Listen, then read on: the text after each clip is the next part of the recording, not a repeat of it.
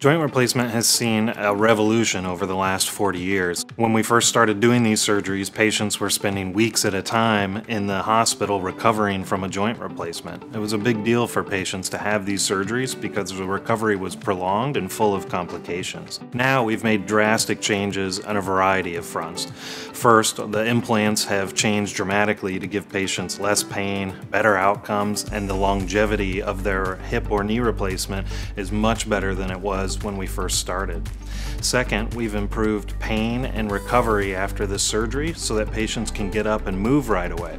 We've also found that decreases complications after surgery and overall improves patients' recovery after these type of surgeries.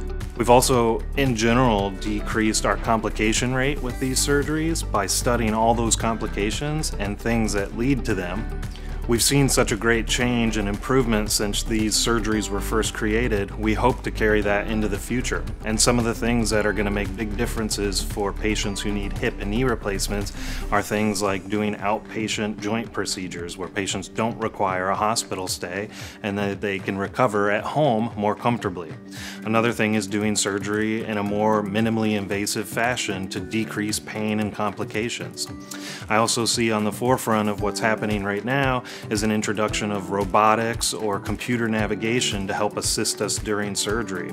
And even beyond that, there's an active field of research right now looking at regenerating cartilage, using stem cells to try to decrease arthritis or try to regenerate lost cartilage. That research into regenerative medicine or stem cell medicine is probably going to revolutionize the future, hopefully, for arthritis care.